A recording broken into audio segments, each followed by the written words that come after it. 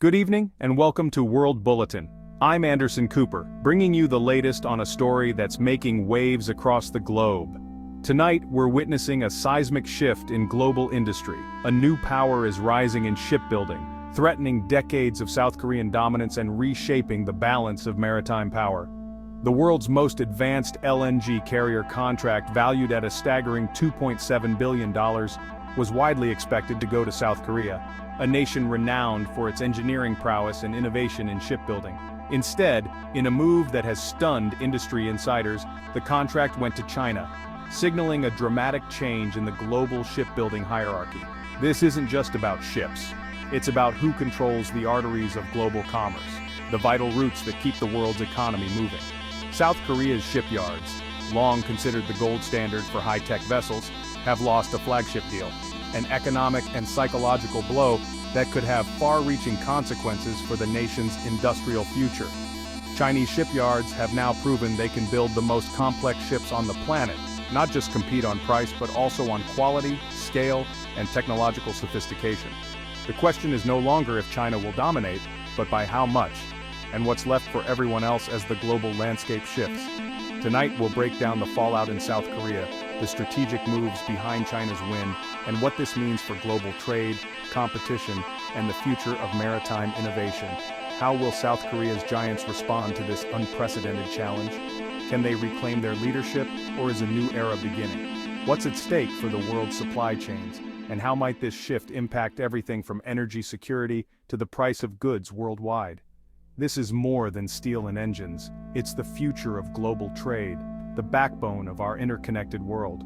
Stay with us as we unpack this monumental shift. Let's dive in and explore what lies ahead for the titans of the seas. The news hit South Korea's financial markets like a tidal wave, sending ripples of anxiety through the bustling trading floors and echoing in the corridors of power. A $2.7 billion contract for 12 Q-Max LNG carriers, once a sure bet for Korea, went to China's Hudong-Zhonghua and Dalian shipyards, marking a significant shift in the global shipbuilding landscape. These are the world's largest, most advanced gas carriers, a segment South Korea has dominated for decades, showcasing their engineering prowess and technological leadership. Stocks for Korea's big three shipbuilders plummeted, wiping billions off their market value. Urgent meetings erupted in Seoul as executives scrambled to strategize a response. China didn't just underbid. They promised faster delivery, a game-changer for energy companies eager to capitalize on the growing demand for LNG. Building LNG carriers requires cutting-edge cryogenic tech. Korea pioneered it, setting the standard for decades, but China has rapidly closed the gap, investing heavily in innovation. For workers in Korea's coastal shipyards, this loss is existential. Generations have built their lives around these jobs, and the future now seems uncertain. The contract's loss signals a new era. China is now a top-tier builder of complex vessels, challenging Korea's long-held supremacy in the industry. The shockwave is just the beginning of a much larger storm. The world is watching, as this development could reshape global trade routes and economic alliances. For over 40 years, South Korea has been a titan of shipbuilding, transforming from a war-torn nation to an industrial powerhouse.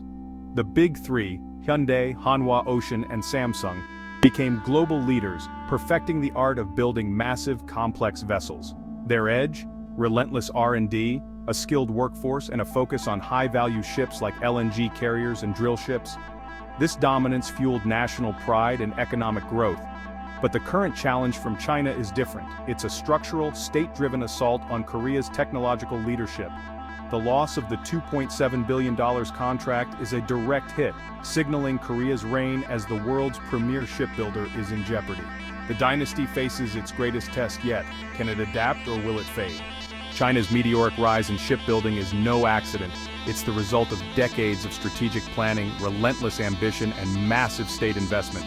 The government identified shipbuilding as a critical industry, pouring resources into infrastructure, technology, and workforce development to ensure long-term success.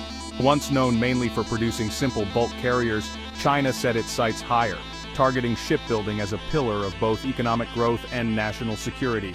This shift was deliberate, aiming to transform the nation into a global maritime powerhouse.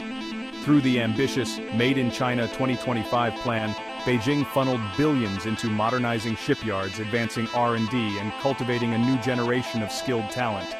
This initiative was designed to move China up the value chain and secure its place at the forefront of global shipbuilding. Chinese giants like CSSC didn't just expand, they evolved. They mastered the construction of sophisticated vessels such as LNG carriers and ultra-large container ships, demonstrating technical prowess and innovation. Integration was the secret weapon. CSSC now controls every step from steel production to ship design and assembly, all supported by robust state financing. This vertical integration streamlines production and reduces costs. The result?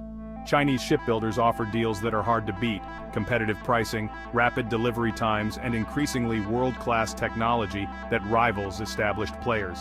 As of September 2025, China commands over half of the global shipbuilding order book, and nearly 40% of all high-value ship orders, a testament to its dominance and growing influence. The Dragon has truly seized the helm, forging an industrial ecosystem designed for sustained dominance and innovation in the maritime world. The global center of maritime gravity has shifted decisively toward China. As the world adapts to this new reality, every nation involved in shipping and trade must rethink its strategies to keep pace. South Korea isn't backing down. The government launched a $5 billion K-shipbuilding next-gen strategy to leapfrog China in green and digital shipbuilding. Focused zero-carbon vessels, smart shipyards, and advanced automation. Tax credits and R&D grants fuel innovation in ammonia and hydrogen-powered ships. Korea is also tackling its workforce crisis, relaxing visa rules and investing in training to rebuild its talent pipeline. Shipbuilders are shifting to offer total maritime solutions: after-sales, digital fleet management, and autonomous tech. Hanwha Ocean is integrating defense and cybersecurity features, aiming to sell not just ships but long-term partnerships. It's a high-stakes gamble, betting on innovation to secure Korea's future. The fight for shipbuilding supremacy is far from over. The next move is critical. China's dominance in shipbuilding reshapes global trade and geopolitics. Ships move 80% of world trade. Who builds them matters for supply chains, costs, and security.